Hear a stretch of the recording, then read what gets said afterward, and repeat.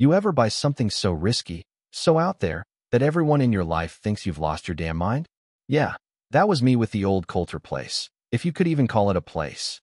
The listing online was just this blurry, black and white aerial map, one dusty line that said 180 acres, rural reclamation eligible. Not a real photo in sight. Most folks would have scrolled right past, too much trouble, too much unknown. But me? All I saw was possibility, you know? After 2 decades of getting grilled in courtrooms as a forensic land survey expert, arguing over inches of concrete, trading jabs with lawyers under headache bright lights, I'd had enough. I craved dirt. The kind you can actually feel, that stains your jeans, that's honest, that doesn't stain your conscience. I found it. Just outside Coyote Glen, this cookie-cutter subdivision full of beige houses and mailbox rules, and people who probably sleep in polo shirts. My land. It was the opposite. Wild sage everywhere. A barn that looked like it survived a tornado by pure stubbornness, and a pond that was more wishful thinking than actual water. But to me, that was freedom. Plain and simple. When the auctioneer dropped the gavel, I swear my hands shook. I signed everything through the state's reclamation program, snagged a little environmental grant, and this part really made me grin. I walked out of that county office with paperwork, stamped and notarized, saying my property was not part of any homeowners association. Not even close. That detail right there gave me more joy than the deed itself. I parked my old Airstream near the barn, fixed the leaky roof with scrap aluminum, set up my solar generator, and breathed in the silence. Coyotes, wind. That's it. First week, I woke up with the sun every day, made black coffee on the camp stove, reminded myself, this is what living's supposed to feel like. I spent days clearing the old access road, patched up the bridge, even posted a few progress pics in this local group, our county stewards. Folks liked M, said stuff like, glad someone's taking care of the old place, or looks like it's finally in good hands. I'll be honest, it felt good for once, being the good guy in the story. Now, the first real wrinkle came a week later. Sheriff Denny Hope showed up. You ever meet a guy who looks like he could bench press a fridge? That's Denny. Shook my hand like he was testing bone density. Heard you're the one cleaning up the old Miller tract, he said. I told him about the grant.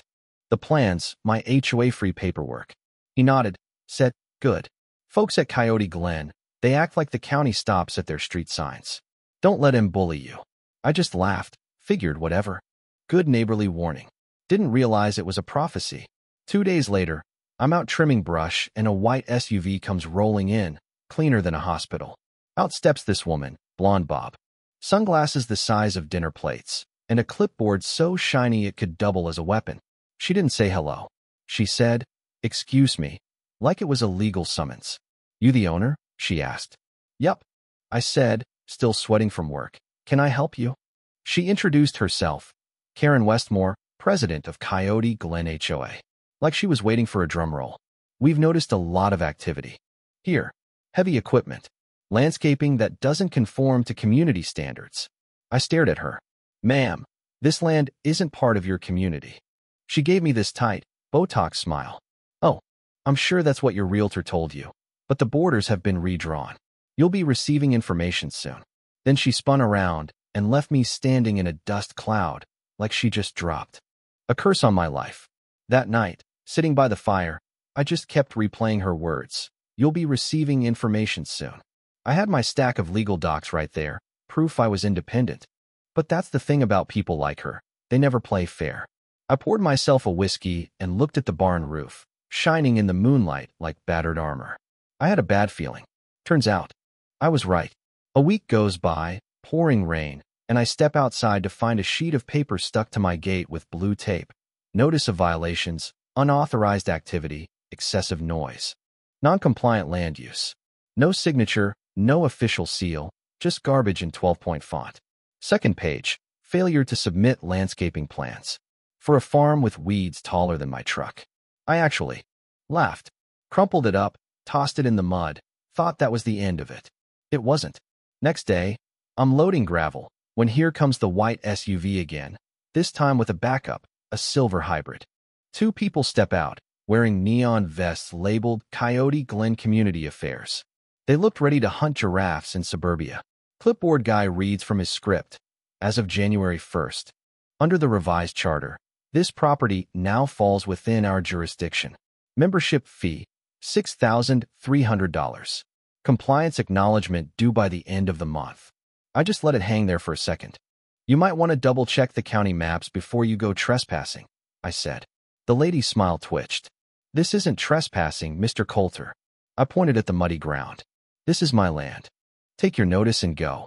They threatened penalties, I said. Go ahead, sheriff loves paperwork. They left, tires flinging mud. Just to be sure, I called the county assessor. Clerk pulled up my property file. No overlap, no annexation, nothing. I printed off every document I had, sealed them in a folder labeled, in case of HOA nonsense. That night, I sat by the pond, beer in hand, smelling wet cedar, when I heard a drone buzzing over the creek. Saw a light hover, then zip back toward the cookie-cutter houses. So that's how they wanted to play? Quiet surveillance, veiled threats, fake paperwork. Thing is, I'd made a career out of sniffing out fake property records, forged maps, legal dirty tricks. They picked the wrong guy to mess with. 2 days after the HOA ambassadors tried their luck, I woke to a new surprise, a big sign planted at my boundary. Welcome to Coyote Glen Community Grounds. All visitors subject to HOA rules. It was bolted into the ground with a steel post. Not hammered. Bolted. Right into the bedrock, like they thought it was a flag on the moon. I wanted to rip it out, but I thought, no, let it stand. Let every truck that drives by see how ridiculous they are. I checked my trail cams, expecting to catch a raccoon or two, but instead, I saw, crystal clear, a silver pickup roll up past midnight. 2 figures get out, one cuts the generator line, one yanks my gate off and throws it into the brush. One of them looked real familiar. Karen's son, Tyler Westmore, the HOA's monitoring director. They were dumb enough to show their faces on camera. I drove straight to Sheriff Hope with the footage. He watched, then sighed, said it was a felony, multiple felonies, but you know how it goes. We'll investigate. You might want to call an attorney. I called Marissa Chun, my old friend from the expert witness circuit, a property rights lawyer who chewed up city governments for breakfast. She heard my story, then said, Jake, you're looking at a baby-sized land grab with adult-sized consequences. I want in. We filed a cease and desist, demanded records from the HOA, and, just for fun, filed a request for discovery into their finances and boundary changes. The gloves were off. That week, landscapers and HOA logo trucks tried to dig on my property, some community park project. I laughed in their faces, handed them my deed, threatened to sue, and they scurried off. But it was obvious. The more I resisted, the more desperate they got. I'd seen it before, escalation, then legal hell. So, I decided to play offense. Remember those old groundwater wells I mentioned? I found one in the historical records, fenced it off, posted an official-looking sign, protected aquifer monitoring zone. Unauthorized access prohibited. Set up trail cams everywhere. Then I anonymously tipped the HOA, claiming the property owner was blocking infrastructure and threatening liability. Sure enough, a few days later, I returned from a supply run to find a fresh trench, 6 feet wide, deep as hell, cut right through my monitoring zone. Flags, spray paint, fake signage, the works. And a QR code that linked to some nonsense HOA PDF. Scanning it, I saw they'd faked the map, labeling my land unclaimed buffer acreage. I didn't even get mad, not right away. I got surgical. Called the state surveyor's office for a site review, called Marissa, uploaded every bit of evidence. Drone footage, fake PDFs, side-by-side maps. State geodetic surveyor showed up, for hours with GPS and lasers, confirmed the trench was 17 feet inside my property. Marissa filed for criminal misrepresentation, demanded a county audit. Here's where the twist hit. Turns out the county clerk who approved the boundary shift was Karen's cousin, using her maiden name. That was gasoline on a bonfire. Marissa filed for fraud, asked the court to freeze all HOA spending, then called the local paper. Suddenly, my overgrown field was the epicenter of a legal tornado. The HOA trench debacle exposed everything. How far they'd go, how they twisted rules, how they forged reality. But I played this game longer. I needed a shield.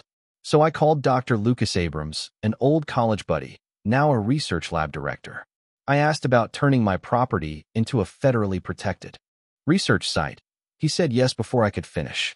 Within days, grad students showed up, sensors went in, wildflowers were planted, and I got a federal letter. Research site, environmental restoration. Title 33 protections.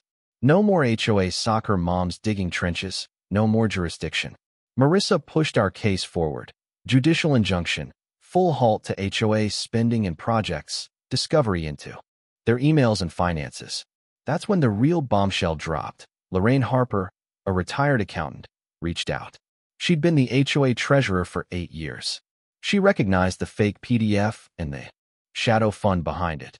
Karen had been running a private slush fund, collecting illegal fees, paying for fake projects, even fabricating surveys. By week's end, Marissa filed a civil complaint and criminal referrals, fraud, misappropriation, unauthorized construction, coercion. All while I planted wildflowers and watched the bees come back to life around the pond. The HOA wanted to pave my land. I made it a sanctuary. Finally, court day. I put on a tie for the first time in years. The hearing was supposed to be a formality, but Karen arrived like she owned the place. Beige suit, pearls. Flanked by nervous board members and a slick lawyer. Judge Cordova wasn't having it. Our side laid out evidence. Fake maps, forged documents, testimony from Lorraine. Karen's lawyer tried the boundary ambiguity defense. The judge just stared. So you spent HOA funds to dig a trench on ambiguous land? She asked. When Marissa offered a voluntary settlement, public admission, full refunds, Karen's resignation, dissolution of the HOA, you could feel the oxygen leave the room. Karen exploded. The board muttered. The judge banged her gavel and sided with us. Injunction granted, projects frozen, internal records released for discovery. 2 days later, Marissa's team uncovered emails between Karen and her cousin at the clerk's office, talking about shifting the boundary and fining him into compliance. We turned it all in. The media picked up the story, first local, then regional, then TV. I went from anonymous dirt farmer to guy on the news. Folks stopped me at the hardware store. Some grinned, others averted their eyes. The HOA collapsed from the inside. Members jumping ship, one emailing to say, I didn't sign up for this. Karen tried one last move. Parking outside my property at night, just sitting there, lights off, like a ghost haunting her own downfall. The final blow was a knock at dawn. 2 black SUVs. Government plates. Agents from the district attorney's office. Mr. Coulter, we're here to execute a warrant on property records linked to the Coyote Glen HOA. I told them, you'll need a bigger folder. From there, it was cleanup. Karen was indicted on 4 felonies: fraud, record tampering, embezzlement, extortion. Her son Tyler, caught on my night vision camera, was charged with criminal mischief and trespassing. The HOA board was dissolved, funds seized and returned to property owners, including $275,000 to me, enough to restore my barn, put up new fencing, and pay Marissa with a bottle of good whiskey. Karen's cousin was fired, under investigation. And through all that, the wildflowers kept blooming. The bees built their hives. Neighbors I'd never met came by, some with pie, some with questions about conservation. One evening, as I finished rehanging the barn doors, I found a weathered board, carved it with, private land begins here, and your fantasies end. Bolted it to the fence by the road. The last time I saw Karen, she was flanked by attorneys, sunglasses covering what was left of her pride. She didn't stop. She just kept walking. The barn stood behind me, red and proud. The bees worked the flowers. Nature had reclaimed her order. Justice, I guess, just needed a little help from the right kind of neighbor. Now, let me ask you, if someone tried to steal your land with nothing but a clipboard and a smile, how far would you go to fight back? Drop your answer in the comments. Ever had to take on the HOA, the county, or maybe just a nosy neighbor? Hit that like, subscribe for more wild tales, and let's hear your stories. Because sometimes, the best revenge is a field full of wildflowers. And a barn that finally stands tall.